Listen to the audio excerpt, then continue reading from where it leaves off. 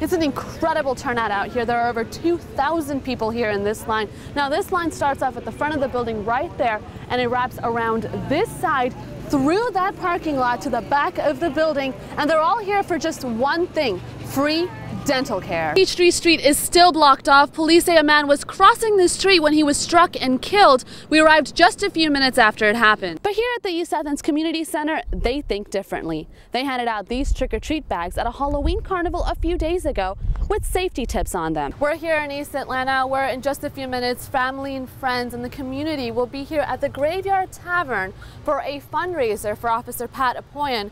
This right here is a copper pipe that is about ½ an inch in diameter, and the ones that these men took were over 8 inches in diameter. We're here this morning to officially welcome Courtney Gale back to the Athens-Clarke County Police Department. Sergeant Gale nearly died 4 years ago, but after a dozen surgeries and rigorous therapy, she's back like nothing happened. And maybe it's because to her, nothing did. I actually don't remember anything about the incident, which I think is a blessing from everything I've heard. I think that's a great part because I don't ever reflect in a negative way. In an interview 2 years ago, Sergeant Gale talked about the importance of perseverance. You have to have the will to live and to survive. You have to live through the pain. It is excruciating at times. Today, that perseverance has made her stronger than ever. It was a long journey, but in terms of the rehabilitation, but I feel great. And I'm very active these days. A lot of people have a hard time keeping up with me. Sergeant Courtney Gale was working as a security officer for her second job here at this Kroger on Alps Road 4 years ago, when a man named Stephen Eberhard started causing a ruckus inside, and when Sergeant Gale went to stop him, he started attacking her. Sergeant Gale almost lost a leg when her femoral artery was severed, but today she is walking into her 2 new assignments, accreditation and training. She expressed immense gratitude to the Athens-Clarke County Police Department for their support and guidance. This is my family. I'm home. Home. Such a simple word, but to Sergeant Gale, it means the world. Now let me tell you a little bit about her attacker. He is in a psychiatric hospital in Augusta and has been through 4 jury trials to determine whether he is competent enough to stand trial or not, and none of them have decided. But when they do decide, we'll let you know. Live on the roof, Sanah Sayani, Grady News Source. Hope, a few hours after the wife in this tire-slashing duo was arrested, the husband who ran away came back to tell us about his innocence. I wasn't there when she done it. I didn't see it.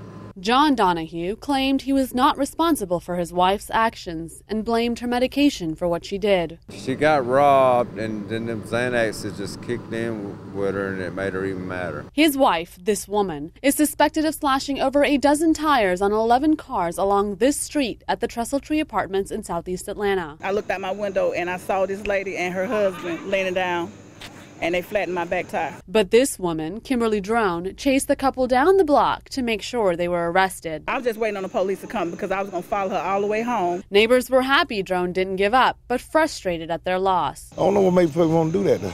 I'm serious. It's 3 o'clock in the morning. Ain't nobody got time for this. This stuff is crazy. And I wake up at 2 o'clock, find out my tire cut. I just want to know who's going to pay for it. And the answer? I don't see where I should have to pay for all of them because I wasn't here when it happened.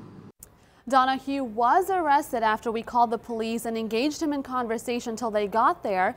Now the couple have been charged with criminal trespassing. Live in the newsroom, Sanah Sayani, Channel 2, Action News. Yes, Brennan, police are still searching for these men. Witnesses say they saw 2 white vans pull up in front of the store, and within a few minutes they were gone. I spoke to the store owner, who, as you can imagine, was pretty furious. 1 minute is all it takes for these men to steal over $15,000 worth of goods.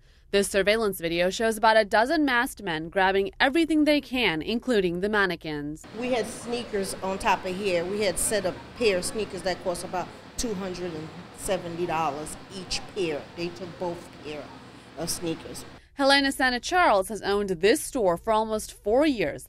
She says she has never had to deal with someone breaking and entering. The glass is a double glass, so there's no way that they could have just hit it.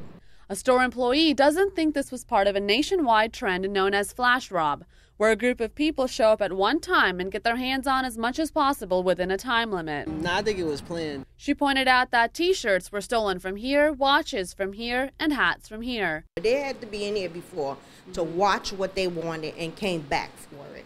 After all this, Senator Charles is not discouraged and promises to recover from this robbery. No matter what happened, we will stand up as family. We will fight for this. Police still don't have any leads on these men, but the store owner told me Seoul is still open for business. Live in the Satellite News Center, Sanah Sayani, Channel 2 Action News. Well, Lieutenant McKeel with the Athens-Clarke County Police Department says it's the main crime because going into cars that are not locked. People would be a little bit more cautious and lock their cars, lock them. Lock your cars. And if that wasn't convincing enough, maybe this will convince you. 85 cars have been broken into since the beginning of this year, out of which 48 in just the last 2 weeks. And of those 48, only 5 cars were locked. Too many people are leaving their doors unlocked, and it's not limited to cars. Yeah, I've actually never locked my door, except for at night. She's talking about her apartment door. Multiple occasions where I haven't even locked my house door at night and nothing's ever happened, so I'm not too concerned about it. And this woman is also talking about her apartment door. But maybe now they both will lock their doors.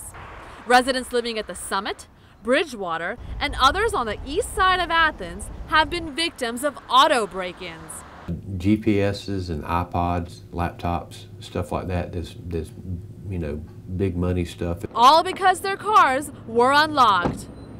And that's why we wanted to find out for ourselves.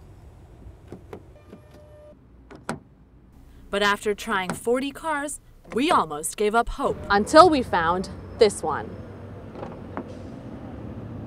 That's exactly why I check everything that looks like it might be stolen on the inside. And maybe people should also lock their cars. Now the Athens-Clarke County Police Department is investigating and do have a few suspects in mind. So if any new information is available, we'll let you know. But for the time being, lock your cars.